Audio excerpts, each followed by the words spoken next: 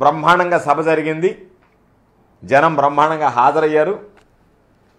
తెలుగుదేశం పార్టీకి సంబంధించినటువంటి చంద్రబాబు నాయుడికి కన్ను కుట్టింది. ఇది చంద్రబాబు నాయుడికి ఎప్పుడు పాపం గ్యాస్ట్రిక్ ట్రబుల్ ఉంది. ఏది జగన్మోహన్ రెడ్డి గారి సభ జరిగినా వెంటనే కడుపు మంట ప్రారంభమవుతుంది. దాన్ని ఆ మంటకు ఉపశమనం ఏంటంటే తనకున్నటువంటి అనుకూల మీడియా, దాంతోపాటు వాట్సప్, సోషల్ మీడియాలు, దాంతోపాటు ఇంకా రకరకాలైనటువంటి యూట్యూబ్ ఛానల్స్, వాటిని వీటిని పెట్టి రకరకాలుగా తిప్పి సాయంత్రానికి ఆ మందు ఏంటంటే సరిగ్గా జరగలేదనేటువంటిది రాయించి చూపించి పోస్టింగ్లు చేయించి సంతృప్తి పడి పొనుకొని నిద్రపోయేటువంటిది అలవాటు.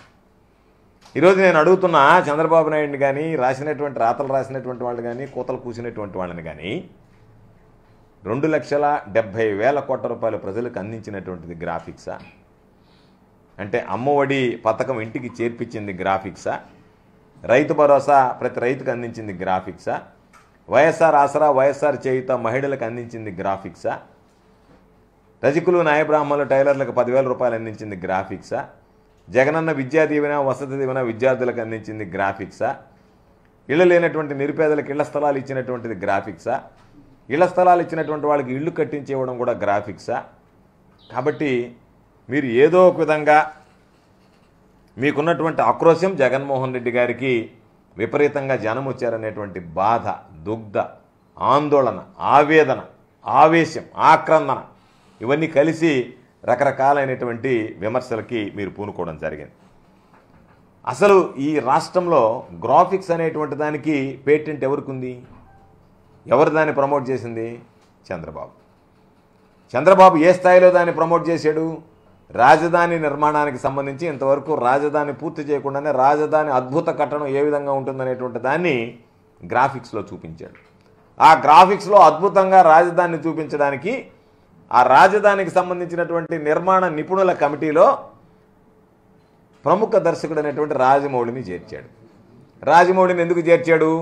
రాజమౌళి బాహుబలిలో బ్రహ్మాండంగా గ్రాఫిక్స్ చూపించాడు కాబట్టి, నువ్వు ఉన్నది లేనట్టుగా చూపించగలిగేటువంటి సినిమా చూపించగలిగాడు కాబట్టి, అదేవిధంగా నువ్వు కట్టినట్టుగా చూపించగలిగేటువంటి విధానాన్ని నువ్వు అవలంబిస్తే బాగుంటుంది, ప్రజలకు గ్రాఫిక్స్ చూపించాలని చెప్పి నీ బుద్ధి, నీకున్నటువంటి ఆలోచన, నీ సంకుచిత మనస్తత్వం చంద్రబాబుది గ్రాఫిక్స్లో చూపించుకొని మురిసిపోవడం, ప్రజలకు గ్రాఫిక్స్లో చూపించి ఆశ పెట్టి ఇదిగో ఈ ఆశలన్నీ తీర్చానని చెప్పి మాట్లాడడం. అటువంటి నీచమైనటువంటి మనస్తత్వం కలిగినటువంటి నువ్వు ప్రతి ఒక్కరూ నీలాగా వ్యవహరిస్తారు అనుకుంటే పొరపాటు కదా. దానికి ఏదో కింద గ్రీన్ మ్యాట్ ఉంది కాబట్టి దానికి సంబంధించినటువంటి గ్రాఫిక్స్ అని కళ్ళు పెట్టుకుని చూస్తే, అక్కడ ఉన్నటువంటి వాస్తవాన్ని గ్రహిస్తే ఏ పత్రిక ఎవ్వరూ కూడా దీనికి స్పందన లేదని కానీ, జనం రాలేదని కానీ నోటి వెంట మాట రాలేనటువంటి పరిస్థితి. కాబట్టి దానిని జనం వచ్చారని చెప్పుకోవడానికి మీకు ఇష్టపడక, ఆ జనాన్ని చూపించడానికి మీకు మనసు రాక, మీరు ఏదో ఒక విధంగా దానికి సంబంధించి బురద చల్లాలని, ఏదో ఒక విధంగా అంటే జరిగినటువంటి కార్యక్రమాన్ని జరగలేదు అనేటువంటిది సృష్టించాలని మీరు చేసినటువంటి దుర్మార్గం అనేటువంటి ప్రయత్నం ఈరోజు వికటించలేదా? లక్షలాదిగా మందిగా వచ్చినటువంటి జనం ఈరోజు వరే మనం వెళ్ళి చూసామే, మనం చూసినటువంటిది వాస్తవం అయితే పత్రికలు ఈ విధంగా రాసాయంటే మీ పత్రికల క్రెడిబిలిటీ దెబ్బతినదా? చంద్రబాబు నాయుడు అనేటువంటి వాడికి ఎప్పుడూ విలువ లేదు. చంద్రబాబు నాయుడు అనేటువంటి వాడికి ఎప్పుడు విశ్వసనీయత లేదు. చంద్రబాబు నాయుడు నోటుకుండా నిజం వస్తే ఆశ్చర్యపడాలి, కానీ అబద్ధం వస్తే ఆశ్చర్యపడాల్సినటువంటి అవసరం లేదు. చంద్రబాబు నిద్రలేస్తే మాట్లాడేది, నోరు తెరిస్తే వచ్చేది అబద్ధాలే. నువ్వు జెండా సభ పెట్టావు, జెండా సభకి జనం రాలే, నువ్వు చంద్రబాబు నాయుడు జెండాలు మార్చుకుంటే జనం మారరు కదా.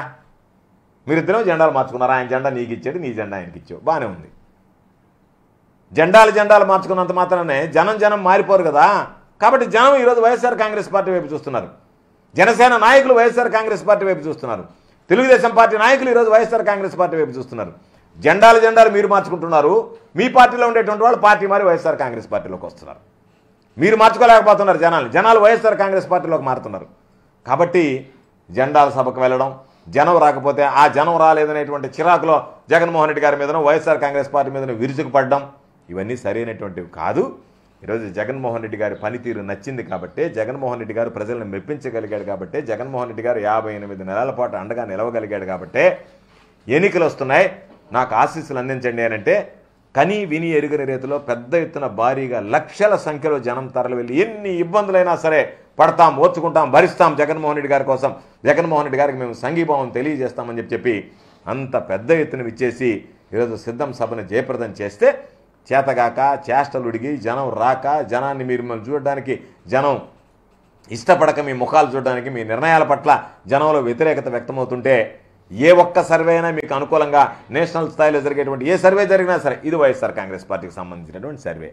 ఎవడో ఒకడు ప్రశాంత్ కిషోర్ లాంటి తీసుకొచ్చి, ప్రశాంత్ కిషోర్ అనేటువంటి వాడు గతంలో వైఎస్ఆర్ కాంగ్రెస్ పార్టీకి పనిచేసాడు, ఈరోజు మీతో పాటు ఉన్నాడు. లోకేష్ పాపం చంద్రబాబు నాయుడు బీహార్ ఆయన వచ్చాడు అది ఇది అని చెప్పి ఆయన గురించి మాట్లాడావు.